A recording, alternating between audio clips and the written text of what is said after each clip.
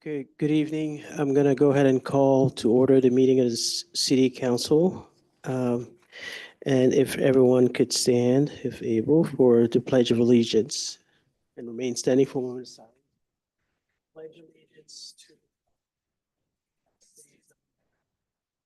republic that stands one nation under God.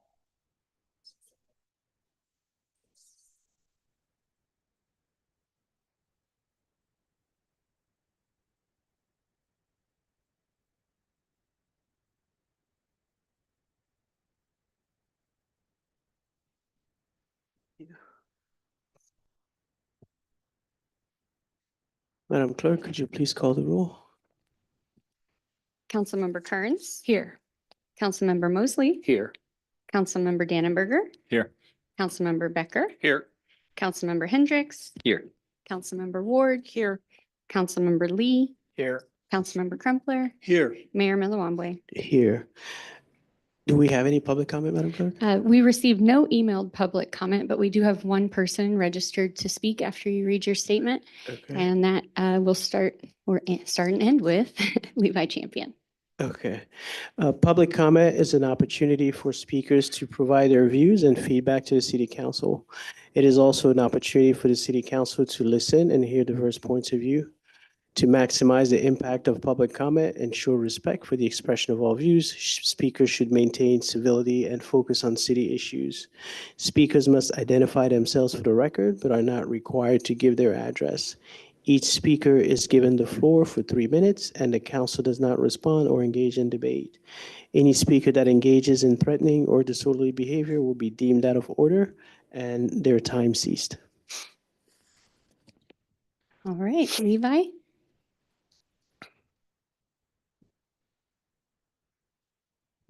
Good evening. I won't take too much of the council's time. I just wanted, my comment tonight is about the lack of a mayor pro tem. So on March 10th that this was supposed to be under discussion and for a potential decision. I know that Molly Ward has led a distinguished career on the council and not sure why she hasn't been discussed or assigned at this point.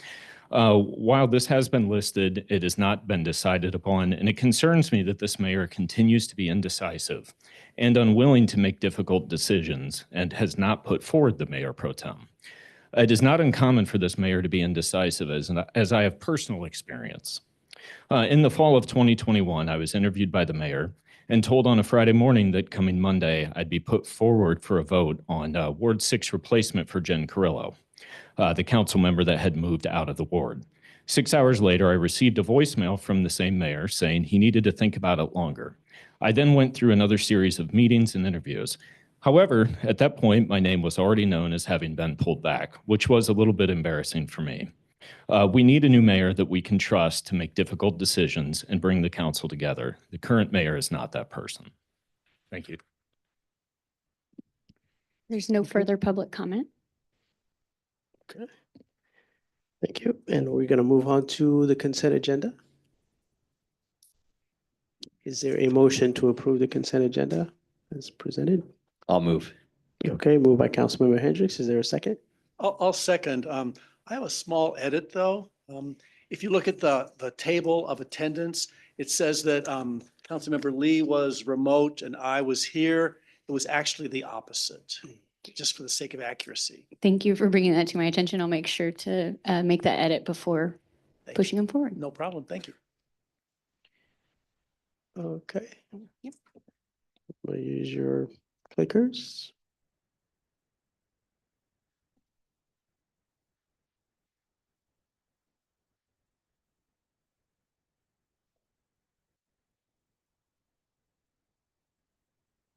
Councilmember Dannenberger. Thank you. There's only 2 votes tonight, so.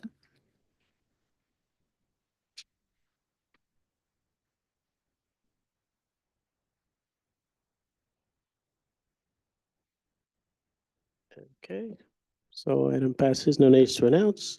And now we're going to move on to item 7A, a presentation and discussion on Home Sweet Home Ministries non-congregate shelter proposal as requested by the administration department.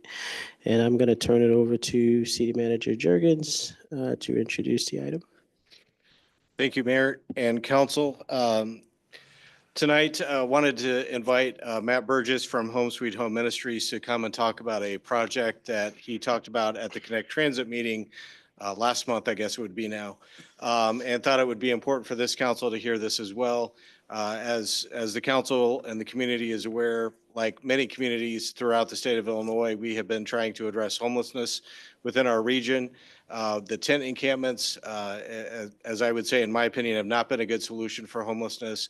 And I think Matt will talk a little bit about that tonight. So trying to find a better way to address homelessness within our community. This is a proposal he has brought forward, and just looking to see if there's any feedback or questions for him as he works on this. Thank you, Matt. Thank you. Thank you for the opportunity to speak with all of you tonight. As a resident of Bloomington, it's always a privilege to be able to talk with our municipal leaders. As you undoubtedly know, Home Sweet Home Ministries has been in the forefront of really trying to respond to the growth of unsheltered homelessness in our community, both from an immediate relief standpoint for the folks who are stuck outside through our street outreach services, but also really diligently for almost the past 24 months, trying to pursue a long-term option that brings people indoors rather than leaving them stranded outside.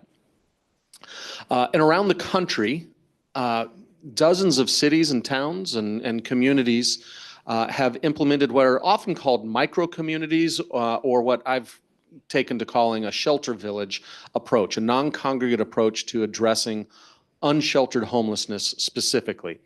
For the sake of brevity, I'm not going to elaborate on all of the different nomenclature that is in the world of homelessness, but unsheltered homelessness is among the most difficult and unfortunately growing segments of homelessness across the country.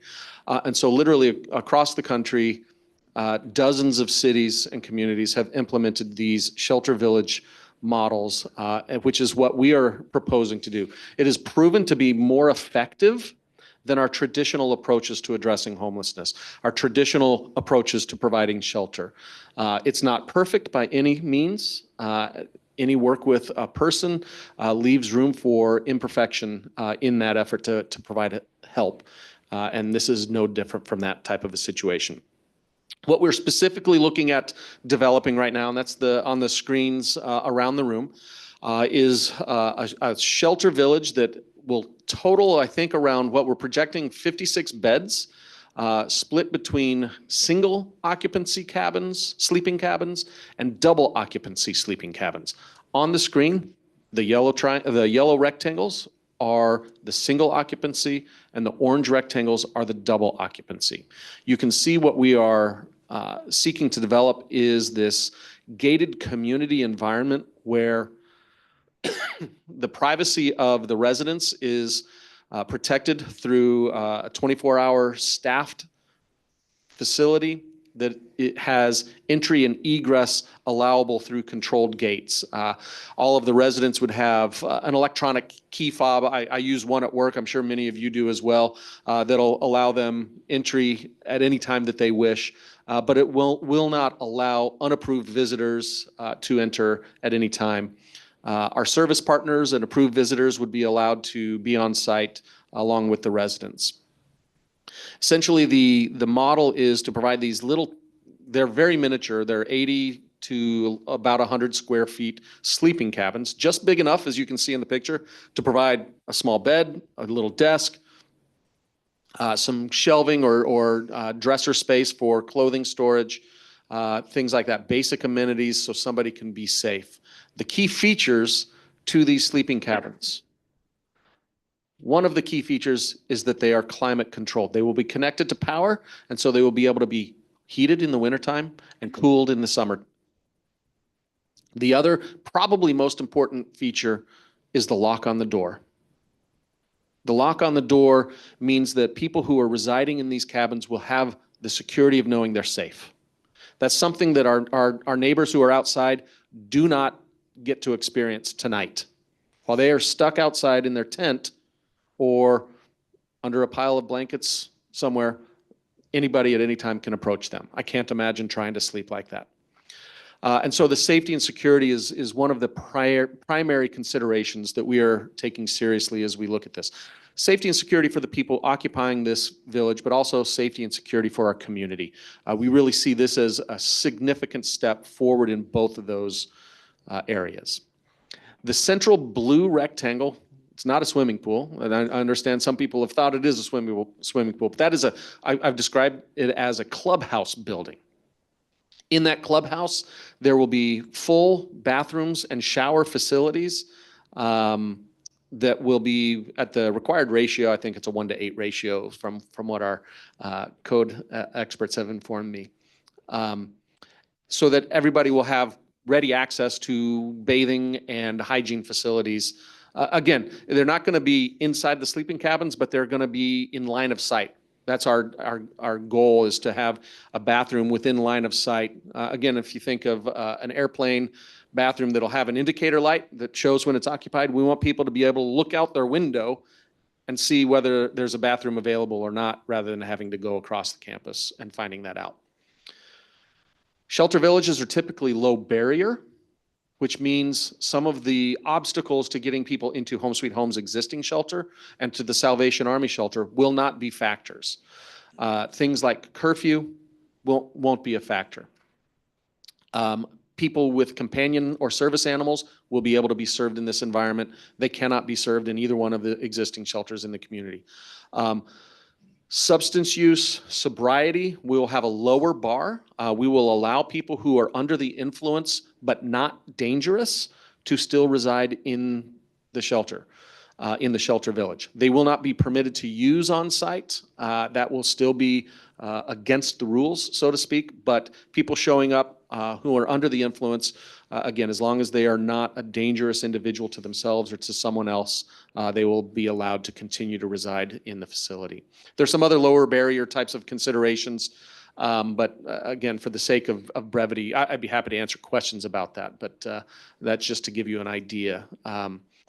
Another key feature to this shelter village is the co-location of support services. Home Sweet Home Ministries will be the shelter service provider for the shelter village, but we're far from the only provider who will be on site. Our nonprofit partner colleagues from multiple organizations have lined up and expressed their eagerness and support and partnership to come on site to deliver their behavioral health services, their primary medical care, employment support services, and a number of other specific services will be available on site, eliminating another barrier of getting people to go to an office. This is going to be somebody's front yard, essentially, where people are going to be able to be served.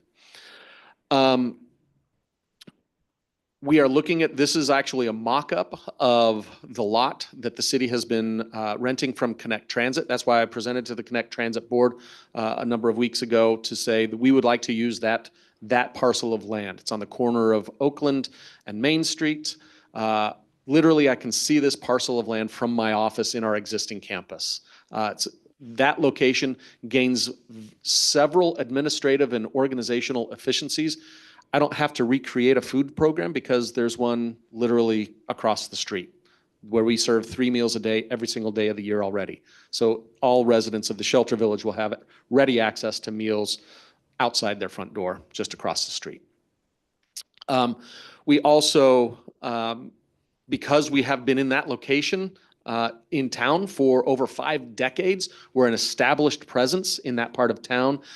This type of service that we provide isn't an unusual relocation of services to that neighborhood. That is what goes on Oakland Avenue, right by Main Street already. This is a population the Home Sweet Home Ministries has served for over 50 years in this location.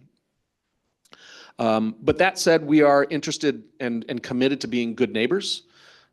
We have already spoken with most of all of our adjacent neighbors, including the city of Bloomington Township, our friends at the library, our friends at Eastview Christian Church, to name several of them, and they have all expressed support and excitement about the opportunity to do this new service in that part of town.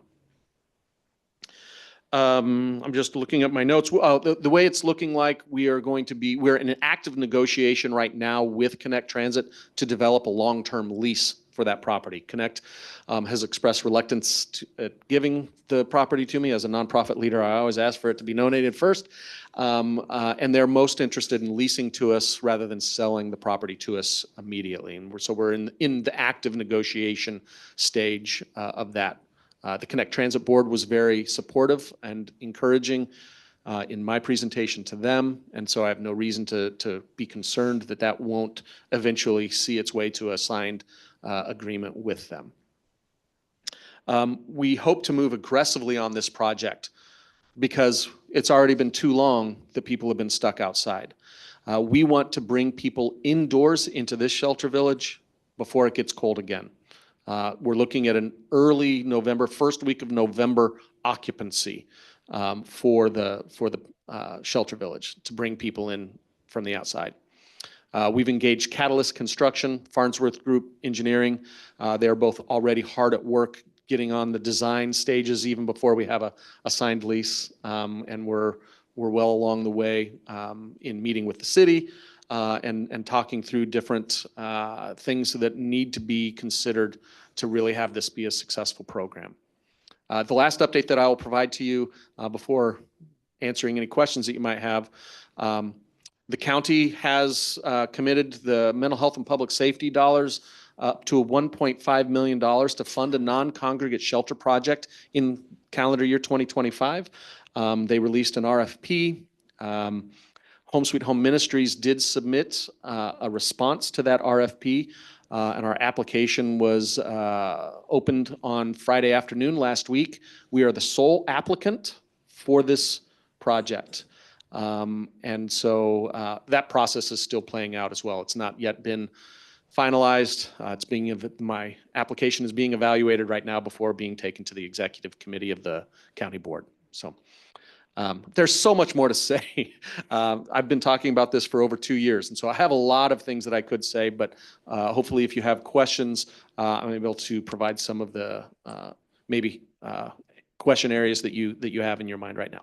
So with that, I'm happy to answer any questions. Sure. Quick question for you, Matt. What's the full cost of the project and also operations? Yeah, the capital development costs were $2.5 million. Again, this is one of the advantages of this model.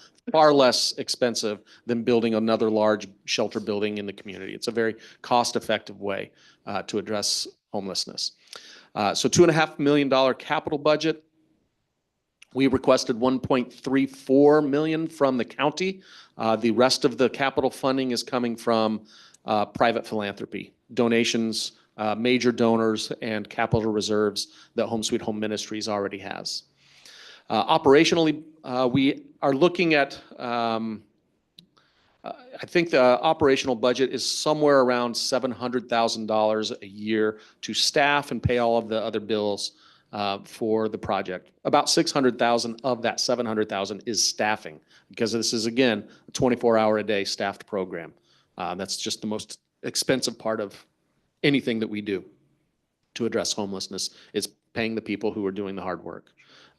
By comparison, it costs about $1.2 million to run my existing shelter program every year.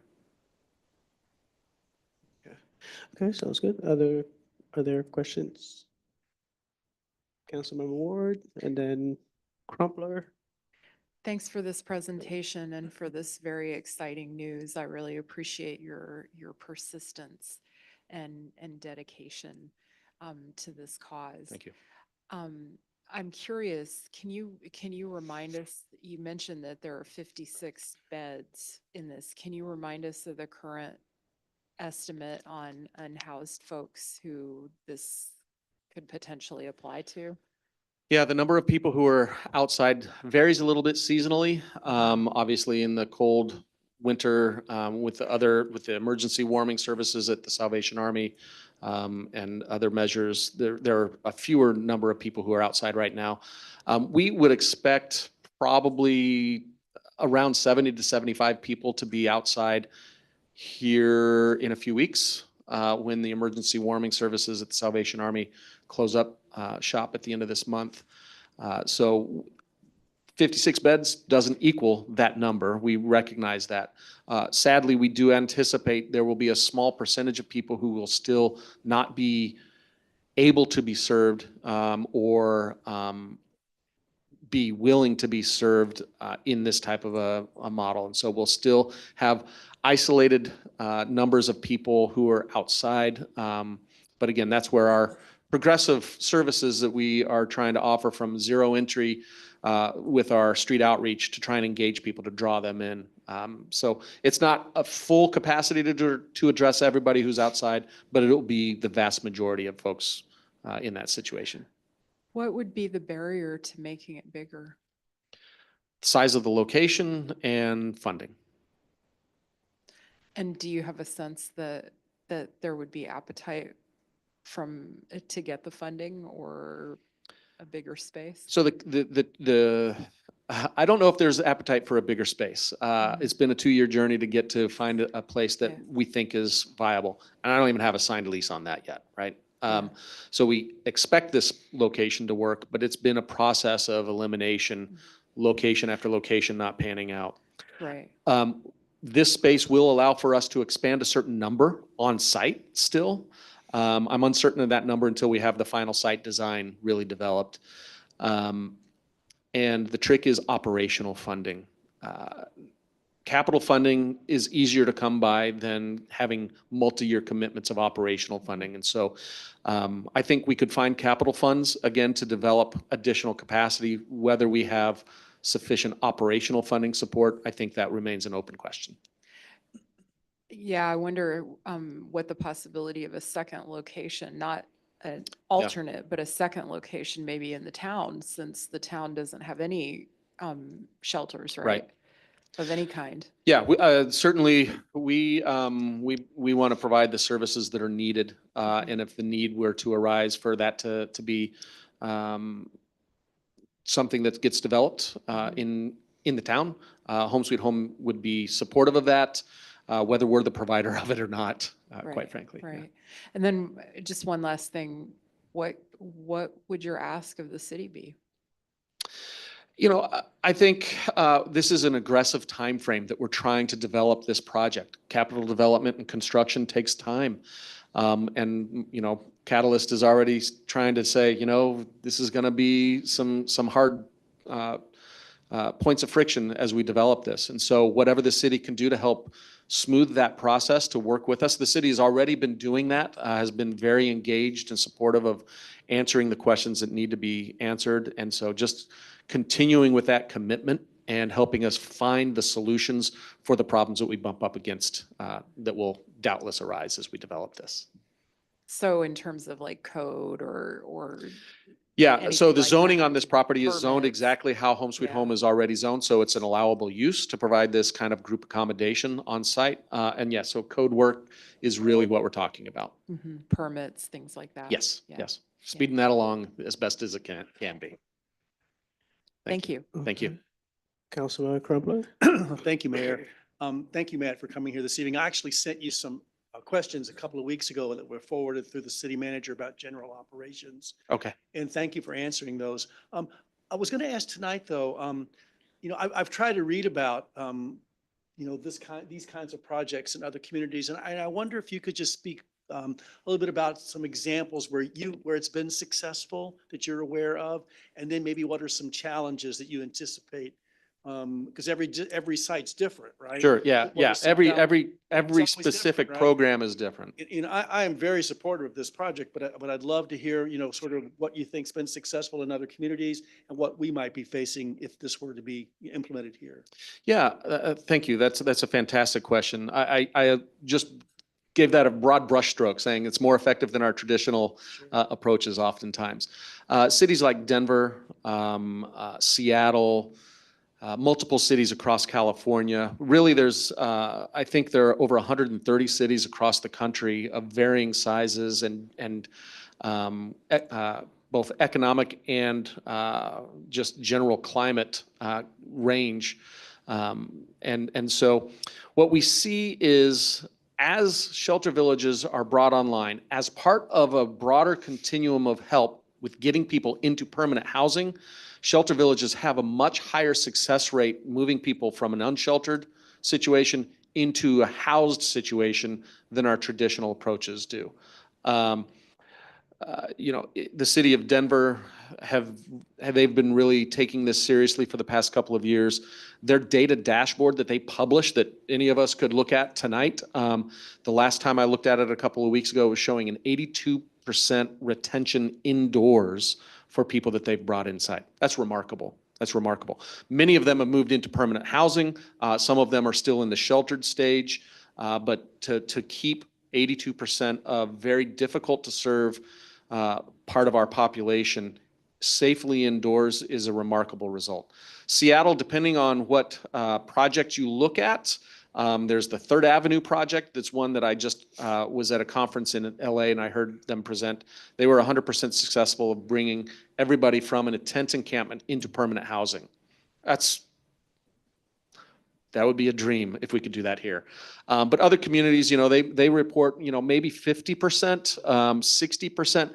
Again, these are percentages that far outstrip what we currently experience with our existing shelter. If we get to 25% success in our existing shelter, we're feeling pretty good about the results. That's how hard this work is, and how necessary it is for us to remain committed to it and to look for these new ideas. So those are just a few examples that I could. Do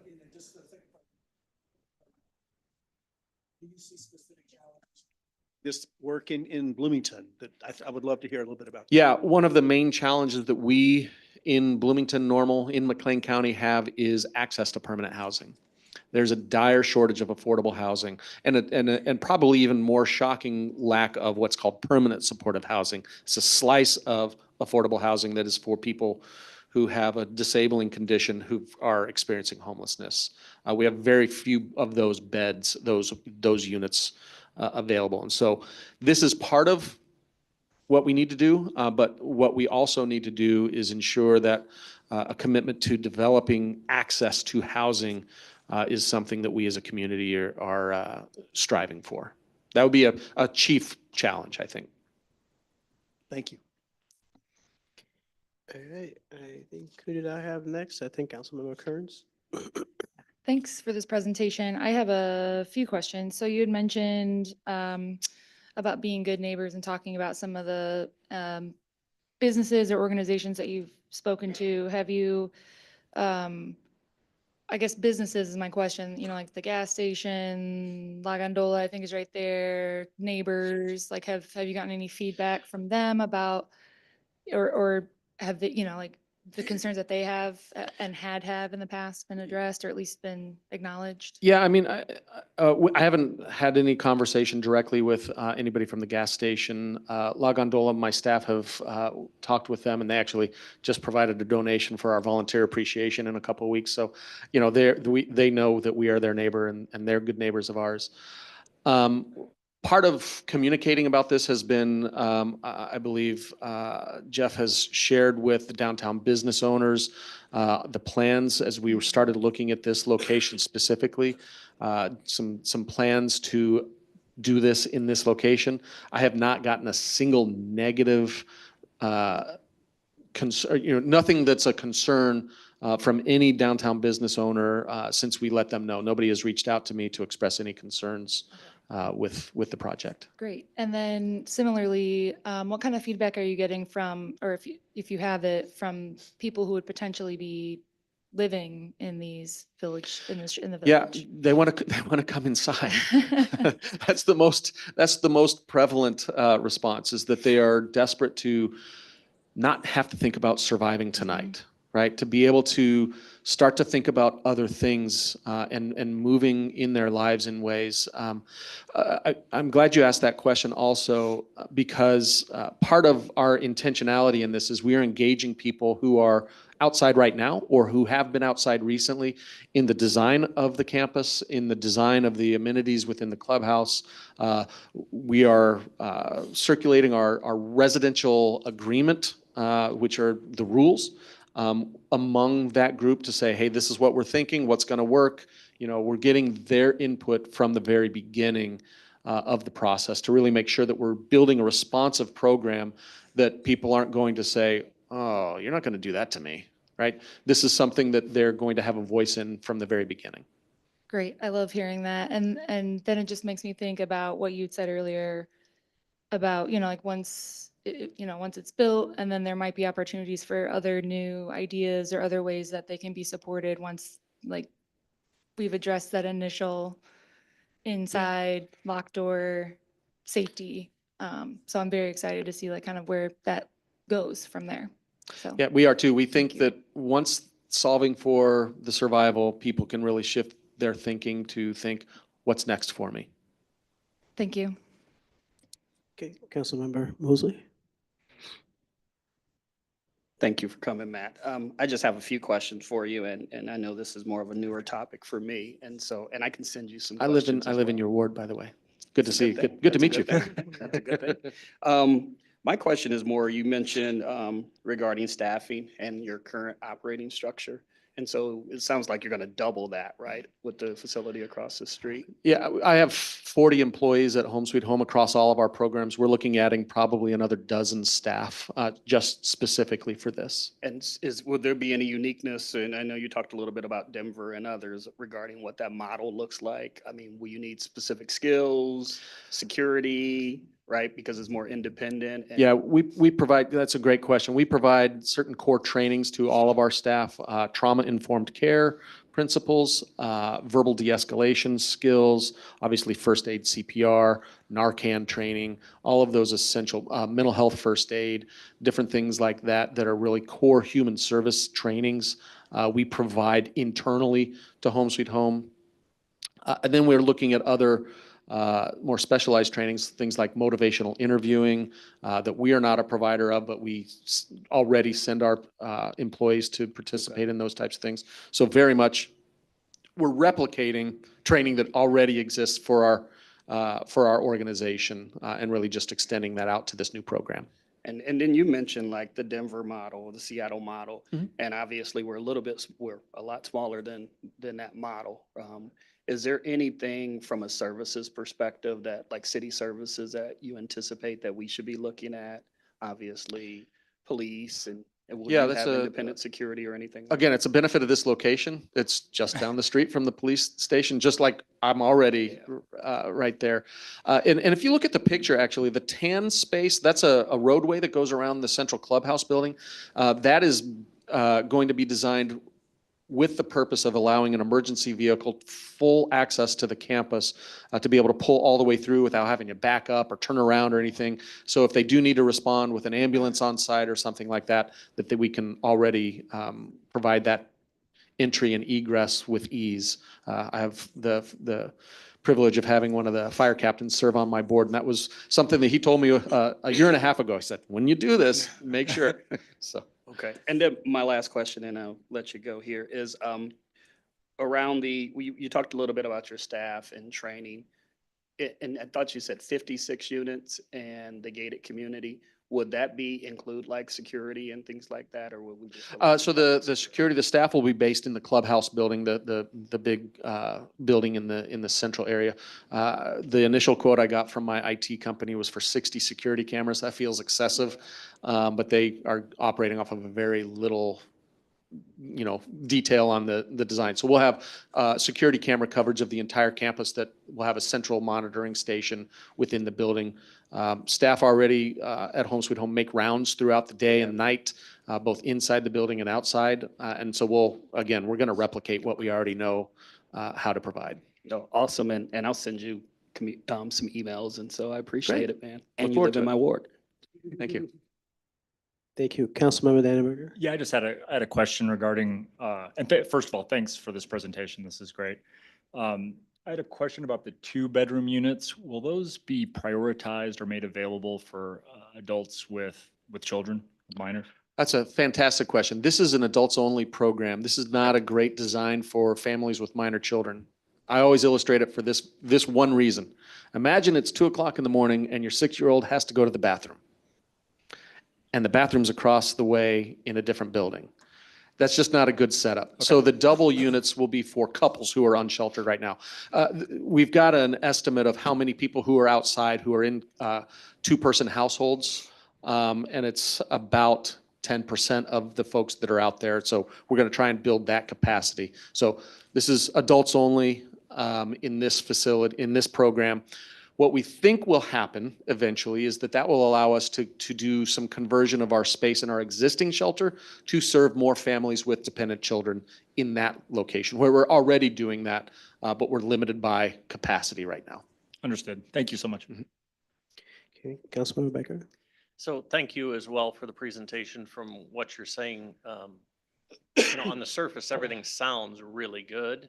I do have a couple questions about the numbers you gave us. First one being the costing. You said 12 employees, you gave an operational cost of 700,000. Even at a low rate, I think that number's low. I think the cost to operate this is going to be much higher. And I say that as a caution, because the last thing someone wants to see is a program start and not succeed because of funding. The secondary thing is where I get into the question. Having spent time out in Denver for many years, I know the areas, I know the community, it's vastly different, but I've also seen a ton of statistics about the crime, the 911 calls, all of that type of thing in their facilities. And I've seen things that would describe them as not working very well, which is very different than what you've said. Do you have any additional thoughts or data that give us the difference between Bloomington and Denver and how we're going to make that work better? Yeah, look, we already call 911 to our existing facility. Salvation Army does the same. This is a very difficult field of work that we're engaged in with people who are struggling with all sorts of situations and conditions. And so that will be part of what happens in this shelter village as well. I think a lot of times there's been a lot of learning that has occurred over the last handful of years. Really, non-congregate shelter as a modality of service is a decade maybe old. And so it's a fairly new intervention. There were initial attempts, and this is where most of the problems I think have occurred with crime and those types of things, in converting hotels into shelter programs and then not staffing them properly. And so that's where situations have gone sideways a lot of the time, from what I understand. These micro communities, yes, these are going to be harder to serve people than what we're serving in our existing shelter system across the community. That's why they're not in the shelter system right now. And so they'll bring risks that we have to be prepared to respond to. That's where securing the location to make sure that only the approved people are on site is an important measure. One of the things I think is probably fresh in everybody's mind still is the tent encampment that was next door to Home Sweet Home for over a year. And that was a very chaotic year for the community, for the people who were trying to survive in that encampment, certainly for Home Sweet Home. This is not that at all. This is a fully staffed, where we have people who are there. We have site control in a way that we didn't for the encampment. We look and learn from other communities. You're right, we're much smaller than Denver. We have a different demographic makeup than a city like Seattle. The prevalency rates of things like substance use disorders and mental health issues are fairly static. They're not highly variable from community to community. And so what we know how to respond to here, we have a very connected network of service providers that if we aren't prepared to provide a support for someone, our colleagues at Fuse are maybe prepared to do that in a more intensive mental health focused way, or our partners at Chestnut would be equipped to respond to the substance use issue, and so on. And so as we experience those challenges, we'll look at them as learning opportunities and program improvement. Thank you. Okay. Councilmember Dannenberger. Oh, sorry. No, Hendricks.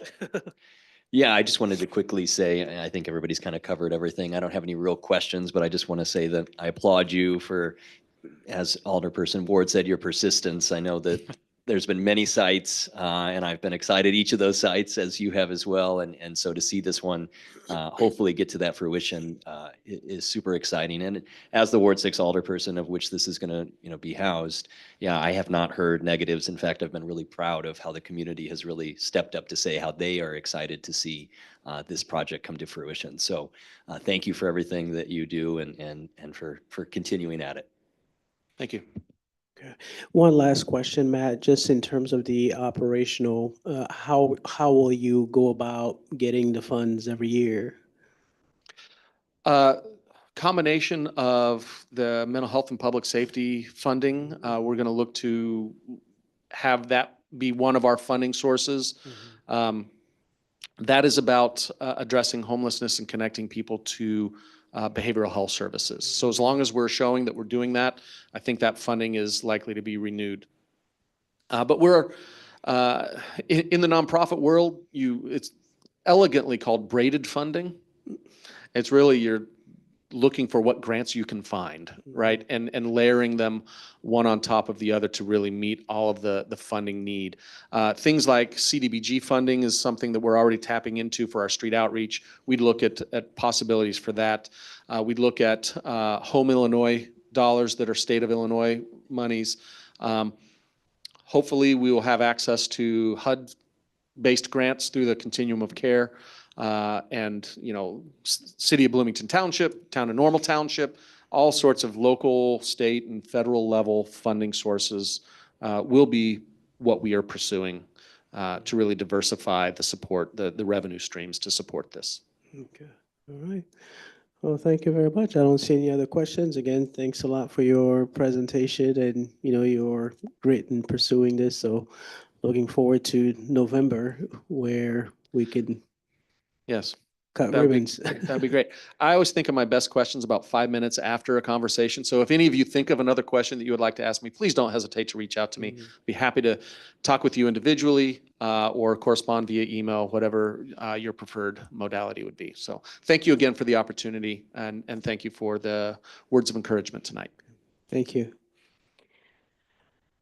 We are going to move to the next item, which is 7B, presentation discussion of the infrastructure projects dashboard as requested by the engineering department, administration department. And I'm going to turn it over to City Manager Jurgens. Thank you, Mayor, and again, Council. We have been working, and when I say we, I mean the Department of Engineering has been working hard to develop a new dashboard that we really think is going to be exciting for the community and exciting for the council that will show, and I'll stop speaking so I don't steal any of Jim's words, but really show the amount of work we're doing and where we're doing the work within the community. So very excited. We thought it was worth spending a few minutes tonight to just give you an outline and an overlay of it. And so with that, I'm going to turn it over to Jim Karch, our Interim Director of Engineering. Jim?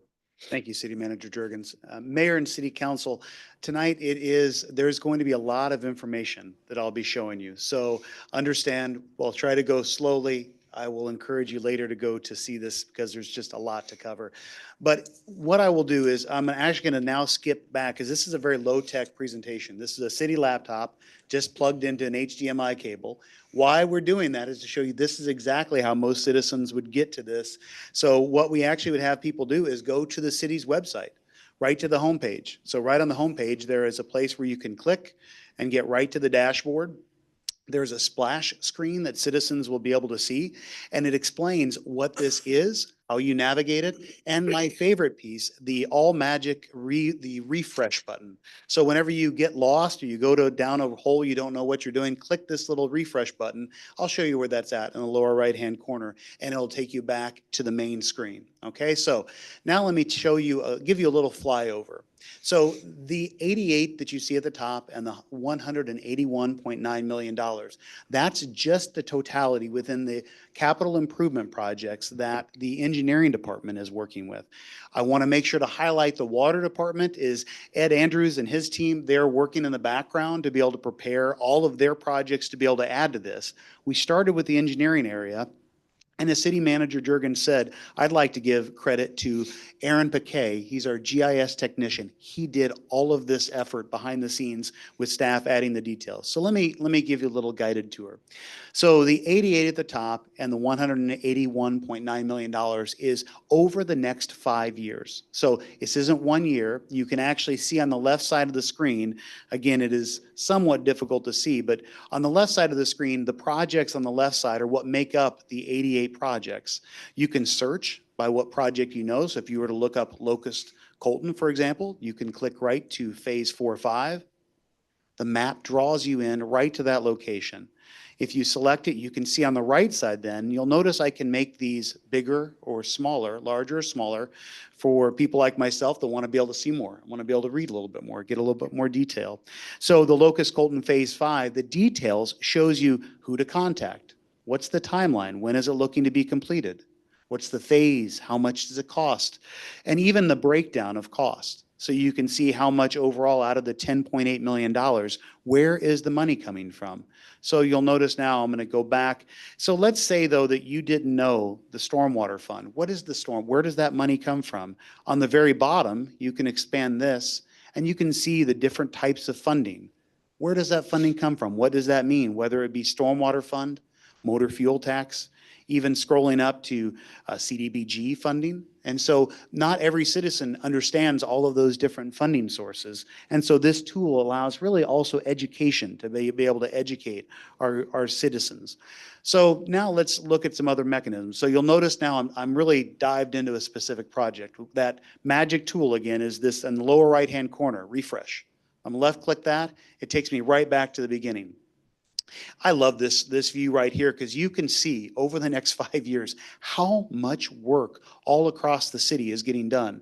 What's interesting though is that doesn't even cover everything. There are many different projects like sidewalks where we don't give every specific sidewalk location. So let's now go into a little bit more specifics as far as if you lived at maybe one particular property on let's say you lived on Wall Street, on 310 Wall Street. You can actually go to that. I'm going to left click on that address.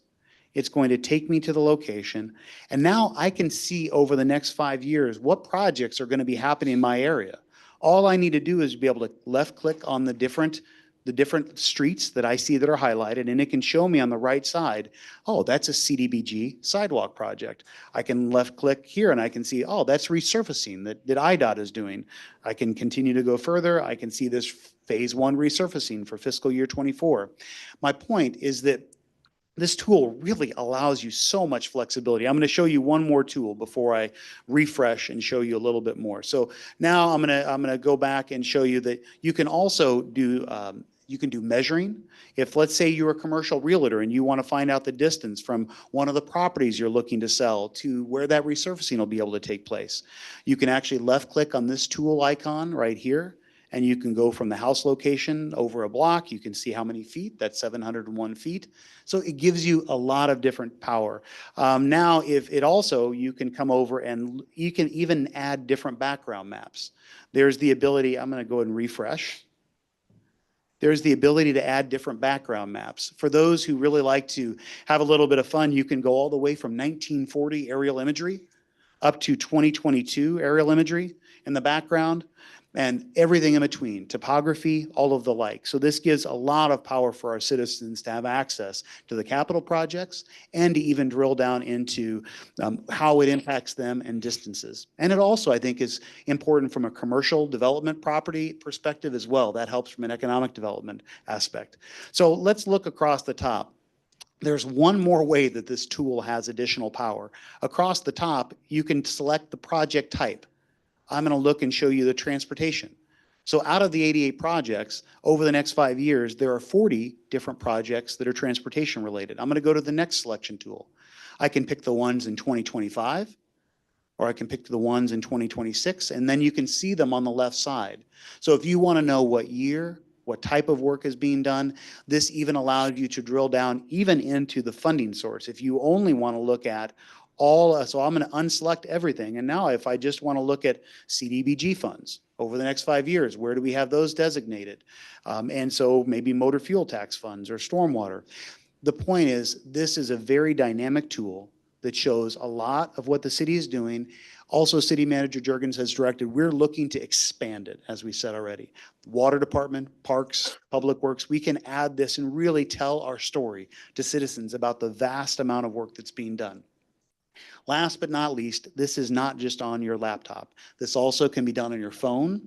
And so from an overall power perspective, this is a good way for us to clearly communicate what we do as a city, what type of infrastructure we're doing. And so I think moving forward, we're going to be able to use this a lot moving forward. I hope you'll use this when you're talking to your constituents about work in their area.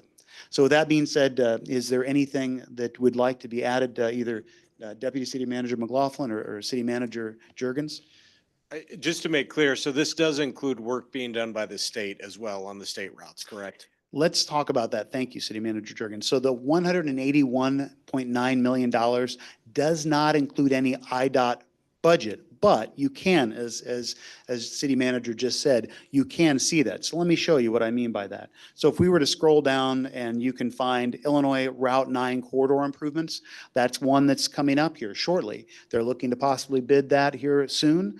That's work that, the overall dollar estimate is money that the city is contributing. So that is a much larger, you'll see there's an overall $7 million cost. So I said no dollars. Actually, the amount the city is contributing, let me correct that. $500,000 the city is putting toward that work.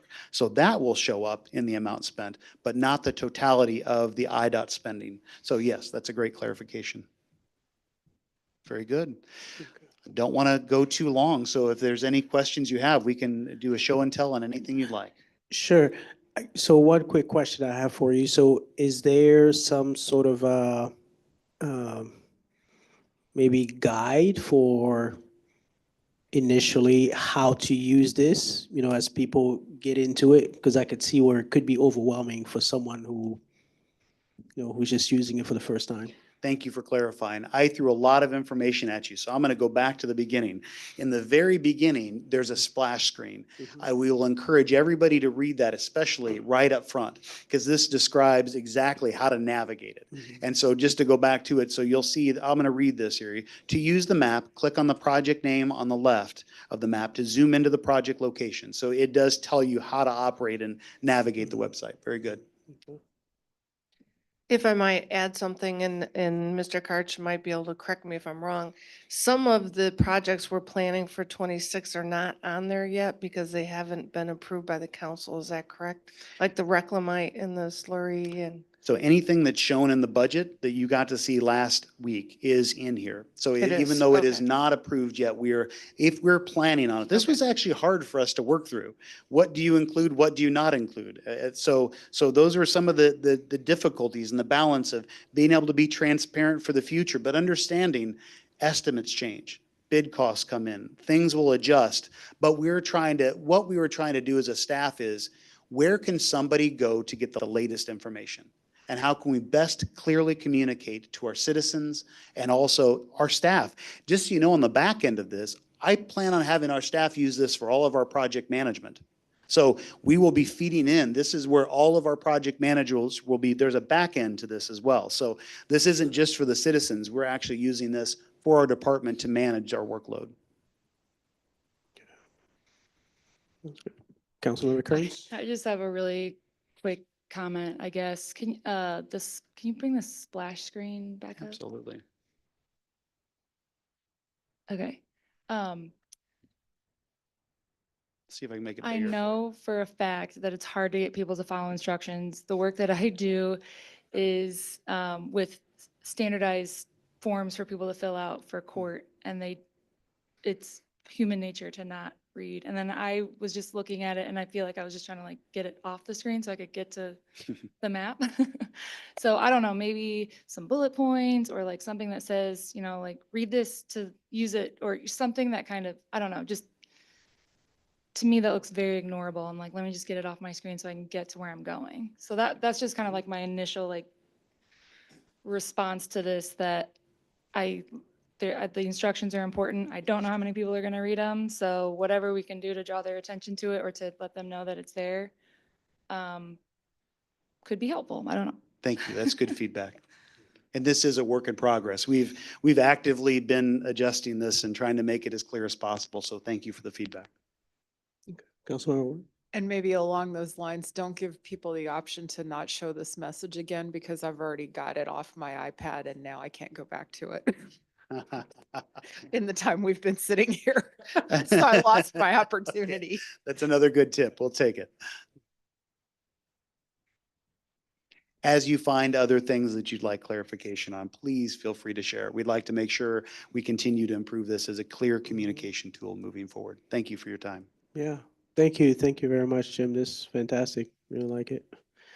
Doesn't look like we have anything else, so we're gonna move on to item C, a presentation on the status of and next steps for the downtown streetscape project as requested by the administration department.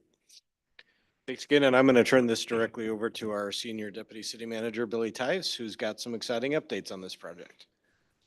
Thank you very much, Mayor, City Manager, and council members. I am way happy, probably happier than you can imagine, that to announce that last week the construction drawings for the downtown streetscape project were completed, the construction plans. As you know, you all, about a year ago, approved the design, the overall plan for downtown streetscape, but also approved a construction agreement to produce the actual plans to build it. Those plans have been completed, and it would be our goal to go out to bid this week. What does that mean? It means that over the last year or so, there's been a lot of work getting to this point. We've had in-house designers, civil engineers, structural engineers, electrical engineers, fiber experts, just a number of different types of functions as part of this project. They've all put together a plan to be able to go out and tell a company, this is how you would build it, and allow them to bid on it, which is what's exciting. Next slide, please. So really quickly tonight, we want to do a couple things. One, we want to talk about, for those who may not know what this project, this phase one project is, we want to talk a little bit about that. We want to talk about potential schedule and then some additional info. So next slide, please. So the downtown streetscape project, for folks who don't know, is a multi-phased, multi-year generational project to bring a new look and feel to our downtown. Look, feel, and energy and other things in our downtown. Phase one of this project is the 300 through 600 blocks of North Main Street. And very generally, that runs from Jefferson Street, just north of the courthouse, along Main Street to the plaza just adjacent to the Brass Pig. So just north of the courthouse along Jefferson, along Main, down to the area near the Brass Pig. So when I say construction drawings have been done, construction plans, it's for that first project. Next slide, please. So again, what is the downtown streetscape project? What it's going to do is going to bring a new look and feel and energy to our downtown. It's new lighting, it's new landscaping, it's new parking layout. It's creating ways for us to be more multimodal. We're narrowing the streets so that it's less driven by vehicular traffic and more by pedestrian traffic and other types of traffic. It's going to be wider sidewalks. Next slide, please. As you know, over the last several years, outdoor dining has become very, very popular in our community and actually across the state. I was creating wider sidewalks and outdoor dining spaces for people to be able to do that without the barriers that we currently have to put up. There's a lot to it that relates to creating a place that's more pedestrian friendly and allows for like outdoor events versus being driven by vehicular traffic. Next slide, please. One of the other things that we're doing is trying to create activity centers where people can go and do things outdoors in our downtown. So again, it's not just about beautification. It's about creating a downtown where we're creating activity centers where you can go and see concerts outdoors, where you can go and sit down and have lunch outdoors. That area, as depicted, is, as I said earlier, just adjacent to the Brass Pig area. It's going to create an activity center there where people can go outside and do things there in addition to going to restaurants and shopping and dining. Next slide, please. Just another rendering of what that's going to look like. Again, completely different than what's there now, but still completely functional in a way that's able to serve the businesses in the area. Next slide, please. One of the things that we like to make sure that we reiterate to our community is that for all of the beautification, for all of the streetscaping, this is an infrastructure project. 40 cents on every dollar in this project over the years of this project is going directly for infrastructure. One of the things that we're excited about for this first phase is that if you see the picture with the large piping in the top left corner, is there's going to be a drainage system placed underground in that activity area that I talked about earlier. At the last meeting, Councilmember Ward, you asked about the East Street Basin and some of the West End flooding. Well, that drainage system will help with that. That drainage system, and I'm kind of out of my league on this, it will create a system where when the water is running down, it'll hold it longer so that it doesn't rush into some of the homes in that area. So again, it's not just about streetscaping. This is an infrastructure project. We hear a lot about the combined sewers in our community. This system will remove people in the downtown from combined sewers. So we'll, instead of having sanitary and storm going into the same pipes, which can create a whole lot of problems, it's not going to separate them, but it's going to separate the functions so that they're not going into the same piping. There's a fiber component to this and a lot of other infrastructure related work. Next slide, please. Again, Ed and his crews are doing a lot of work in our community to address lead service lines. This will remove those lead service lines as is mandated. Next slide, please. Again, more infrastructure. We're trying to be proactive as well. Ed and his team and our team in development services discovered that as we were planning this, it probably made some sense to not just do what we've done as it relates to water mains in the area. So we're going to create a looped water main system that's also larger, that's going to be installed outside of buildings so that they can now connect to them and have more appropriate fire service. Again, just trying to be proactive and protect our businesses downtown. Next slide. Fiber. We all know that the internet and the Internet of Things they're just a part of what we do these days. We already knew that we were going to have to install fiber for ourselves, but we're also putting in conduit that will allow companies to come in and provide fiber service to downtown businesses as well. Again, another benefit to working and living downtown. Next slide, please. So schedule. Next slide, please. So as I said, the construction drawings were completed just last week. It would be our plan to go to bid this week. And what that means is that we would put the drawings out for bid, and companies hopefully will bid on doing the work and give us pricing to do that. At which point, when those come back, you as a council would consider that and see whether or not that the dollar amount that is bid makes sense for you to approve. We're hopeful that it will. What we've heard is that, as we know, the cost of building these days is higher, but we're expectant that it'll be in line with what we've expected. Designs go out to bid this week, as I said. It will be our hope and our plan to award a construction project, if a construction contract, I apologize, if approved by you in May. The first phase of work would actually be on the north end of this stretch, down in the sort of weird shaped area where the parking is near the Brass Pig. That would start as soon as the construction contract is awarded. That block and the block immediately adjacent to it to the south would be done in 2025. And then in 2026, the 300 and 400 blocks would be substantially completed. And so we're excited about this. We think that the timing of this works. We've done a lot of work. We in CMT, who is our consultant, has done a lot of work working with downtown businesses to try and make sure that this work does not, there's going to be an impact, but how do we figure out how to lessen that impact as best we can? And CMT has done a lot of work working with downtown businesses to make sure that that happens. Next slide, please. Like I said, they've had meetings with the bulk, if not all, of downtown businesses. I know that they tried to schedule meetings with all of them. I think they got to probably most of them. Just again, to make sure that we understood how their businesses function so that when we're building and tearing up streets, we're negating as best we can the impact on these businesses. Next slide, please. Again, in terms of how we will operate, there will be signage. There will be ways for people to get in and out of businesses. We will make sure that pedestrian access is maintained so that people can get to and from businesses, as I said. We will take into account delivery schedules to make sure that people can get their product to sell. All these things will be incorporated into how we schedule and stage and build. The other thing I failed to mention is that we are currently working on alternative parking plans for businesses so that when the streets are torn up and the areas are torn up, there are alternative parking plans for customers to go and park in the immediate vicinity. And we're very confident that we're going to be able to accomplish it. Like I said, we're negotiating with a couple of people to be able to do that. And there'll be more to come in terms of announcements very soon. Next slide, please.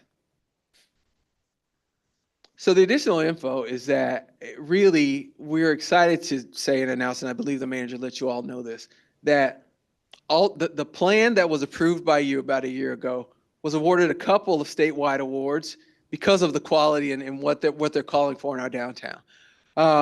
Some of our staff, specifically Phil Allen, who was our traffic engineer, and Mike Sewell from CMT, and that's Neil Brumleby, one of our landscape architects on this project, went up to the Chicagoland area where we were awarded, this project was awarded a couple of awards. It was awarded a Judge's Choice Award, which we did not expect, and a Special Achievement Award for some of the design. So again, just another recognition that this is a good plan. It's being recognized statewide. It's a good project. More to come to you very soon. Plans will be out to bid here very, very soon. City Manager Jurgens or anyone, do you have any other comments or thoughts or anything to add? No, I know a lot of work has gone into this, and I appreciate your work, Deputy City Manager Tyus, and engineering and all the other work that the staff has done. Yeah, a special shout out as it relates to that, to Phil Allen, the traffic engineer, and other folks in Public Works, and also Kelly Pfeiffer in our Development Services Department. Just a team of people have worked on this. Everyone thing from writing grants to just the physical work to, there's been a good team on this, and we're excited about the possibility. Okay, sounds good. Well, thank you very much. I really appreciate that. It's fantastic. I can't believe that we're here. It took a while, but we're here. So this is awesome. Quick question for you. Do you will there be like a point person central area where if people were to have issues, because we know there's always things that can happen unexpected. Absolutely. People can reach out. If I'm understanding the question correctly, we're going to do, first of all, regular updates. We're building a database of downtown folks where we're going to do regular updates via email and public service announcements, et cetera, but also we will have an area on our Downtown for Everyone website where people can go for updates and information as well. Okay, all right, sounds good. Are there other questions? Councilmember Crumpler?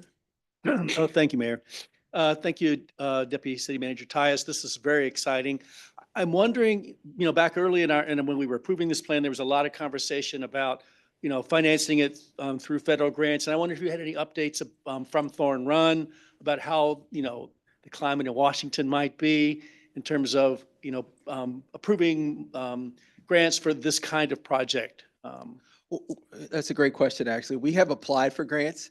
And more to come in terms of hearing from folks. But we've made application for grants, and we're hopeful that we'll see something in the near future. Great, thank you. Councilmember Ward? I do appreciate this, and I appreciate your special attention to talking about the infrastructure beneath the surface, particularly with the combined sewers and the efforts to address the issues downstream. That's one of the reasons why I support this and why I see this as more than cosmetic. It's something that really does need to be done. And it's really enlightening to hear your comment about 40 cents on every dollar for this attending to that kind of infrastructure. So thank you for that information.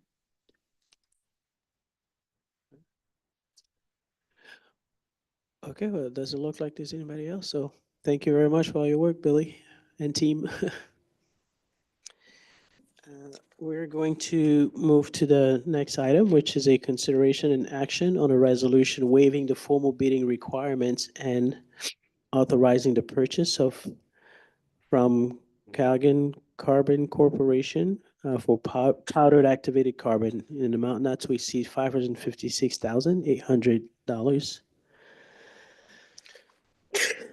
Bless you. Sorry. Thank you. As requested by the Water Department. Thanks, Mayor. As our water director comes up to the podium, just want to take a second and again express my appreciation. One for Deputy City Manager Sue McLaughlin, who has really helped oversee some of these challenges we've been facing in water, and Ed Andrews, our water director, who has really tackled this head on and is giving us frequent updates. I don't think he sleeps even on the weekends, constantly talking about the water quality and measuring and the data that we're getting. But they are working very, very hard to address this. And this is another part of that, and appreciate the ability tonight to switch our committee of the whole into a special meeting so we can actually take action on this. We need to get this PAC under order. And so with that, I'm going to turn it over to our water director, Ed Andrews. Thank you. Two items I went ahead and passed out as supplements to what's in front of you on the resolution this evening. Just kind of an explanation in a little more detail, some confusion maybe out there in the internet ecosphere, why we had 2,000 a ton on an earlier resolution instead of per pound. What we bid in this coming fiscal year was in anticipation of the PAC silo. So that is a project that we had proposed in next fiscal year's budget, along with the bulk PAC material that shows up in a semi and is blown into that silo. That's why it was bid and quoted on a per ton price. We are engaging that successful bidder, who also supplies us and has supplied us for a number of years, the GAC, which is the carbon that caps our filter beds at the plant.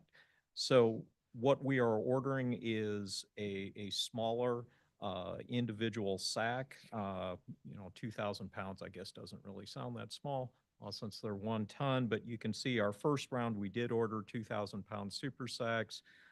This round, and moving ahead while we're doing manual feed on the temporary system, we would look still for 1,000 pound super sacks. So there is a slight increase per pound when you have that in that bag form. The bags come to us and they're disposed at the end of it. But these are units that are handled by a forklift for a ton capacity rating. So it's not just a standard disposable throwaway 50-pound bag like we used to get 30 plus years ago. I also wanted to share the tracking that we've done throughout both last fall's event and coming back into this one. I made it a point to work with our plant operators that we keep sampling after last fall's event, because I did not want to be caught blindsided by the next event. Didn't anticipate it would be in February, but you can see just the timing of when we switched lakes volumetrically back on January 31st, and where our TNO compounds were, that being MIB and Jasmine. I like to refer to MIB because that just is the bigger, scarier number that we're wrestling with. And you can see that on March 3rd, March 5th is when that Wednesday is when we first got the temporary pack feed system up and running. We were at an approximate dose of 15 parts per billion.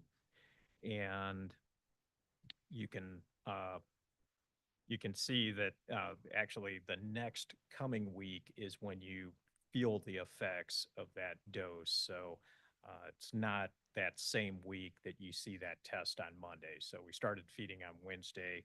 That test on the 3rd is from that Monday. So the test on the 10th, last week, Monday, is where we first see the effects at that lower feed rate as we started ramping up into those higher doses. We are converting over our feed pumps. We're running off of an older 15-year-old pump, and there was some concerns with staff that we not burn that up. So it is, I'll call it a gritty slurry for the best way to describe it. It's essentially mixing toner cartridge dust in or developer into a water-based solution. So we are, I guess, pleased to see the initial removal efficiency. You can see we came off of essentially a peak at 45% on all of our GAC filters, essentially, well, 14 out of 16, almost all of our GAC filters, but we're topping out on those units at 42%. So just that first week addition of PAC, albeit at that lower dose, we jumped up to almost double the removal efficiency. I'd like to see those numbers come down. Lake Evergreen is just insistent on climbing on the MIB, so you can see it Mother Nature took us up another 70 nanograms per liter on MIB. So I am hopeful to see the results of this week's test. We should have early test results. We're sending tests to both labs at the same time this week. So as soon as I get that data, I'll message that to administration and have it move out from there. Any questions staff might have or additional update? Questions? Okay. Seeing none, is there a motion to approve? I'll move Okay. approval. Okay, moved by Councilmember Ward. Is there a Second. Okay, second by Councilmember Crumpler. Clickers.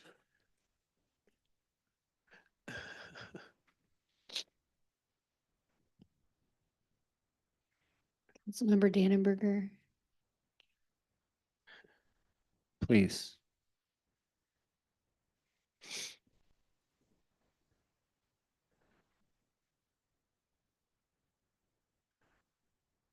Okay, the item passes. There are no nays to announce. So now we're going to move on to city manager's discussion. Thank you. And if you could pull up my report. Go to the first slide. Just wanted to say again, we had a very busy weekend this last weekend at the arena in downtown Bloomington. Over 3,300 people at the Brantley Gilbert concert on Thursday night. Then we had 3 Bison games where we had a total attendance of over 7,300 people, so more than 10,000 people in the downtown in that time period. So we were very happy with that. The Bison season, believe it or not, seems like it just started, but it's getting ready to wrap up. So there are 5 games left, home games, that we're inviting the community to get out and see if they haven't had a chance yet. Again, I think everybody who's gone to one of these games has found it to be extremely professional and entertaining. So we are wrapping up this season. Unless they get into the postseason, their last home game will be April 6th. Next slide. And just wanted to take a moment to recognize our firefighters and the amazing work that they did with the fire at Interstate Batteries that ignited on Thursday. They were there. They had a crew there basically all night after the fire was out initially to watch it. It then reignited on Saturday, and they were fighting it again on Saturday. Also want to thank our public works crews who helped get a contractor there to demo the building so that it could be officially out, and then also to block some of the streets. Our development services team also came out and fenced the property. So all of the departments, or at least several of the departments, were working together to address this issue, and appreciate that. Unfortunately, we did have 3 firefighters that sustained minor injuries fighting the fire, so we are certainly sorry to hear that. But just an awful fire, and they did an amazing job putting it out. And that's all I have. Okay. Well, thank you. And I want to echo what Jeff said. I feel like a lot of our public safety employees have been tested quite a bit lately. So definitely want to thank them for all the hard work that they put in. Also want to thank the water department and Ed for the many updates, and a lot of us are getting a great education in terms of what happens with water and lakes and things like that. I know just in talking to people in the community, some have reported that the water in their area not only tastes better, but also the smell is also something that's a lot less than previously. So want to thank you for all your work and continued work. I know you're not sleeping a lot, but I know it's all worthwhile. The community appreciates it. Thank you. Are there other Councilmember Ward? Yeah, just in follow-up to our presentation on the dealing with the unhoused folks, and the project by Home Sweet Home, given the amount of input that I think it will be essential for the Behavioral Health Coordinating Council to have on this, and given that they're being asked to be involved in that, I don't know what the mechanism for this would be, but I would personally think that we as a council could benefit from a regular report by our representative on the Behavioral Health Coordinating Council. I'm sorry that Councilmember Montney wasn't able to be here tonight to speak to that, given that she is now the representative, and I believe they had a meeting on Friday. It would have been useful to be able to hear her perspectives and for her to hear our perspectives, frankly, as a council, so that we're able to have her be a representative of us as a whole. So I don't know what that mechanism would look like, but I sure would appreciate having her report back to us on a regular basis. Sure. Others? Okay, seeing none, I believe we do have an executive session.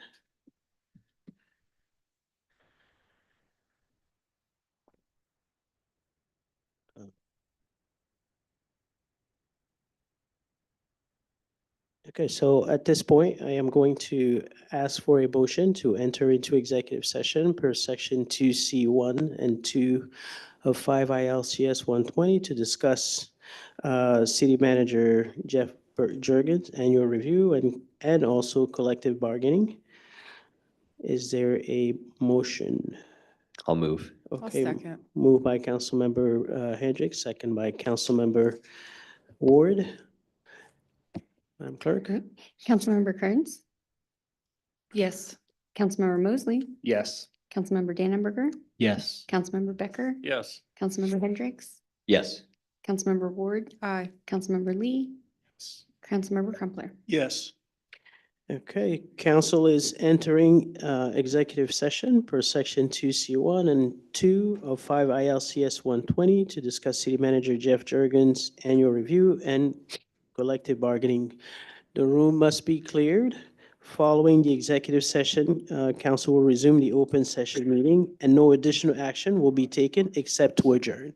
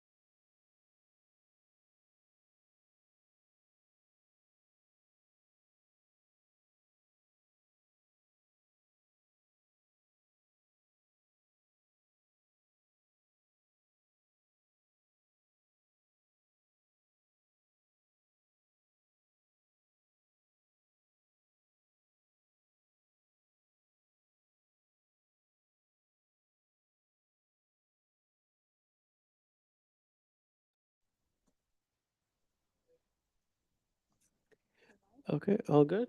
Okay. Can I have a motion to return to open session and adjourn the meeting? I'll move. Okay, moved by Councilmember Crumpler, Second. second by Councilmember Becker. All those in favor signify by saying aye. Aye. Okay. Or I would say it was Mosley, right?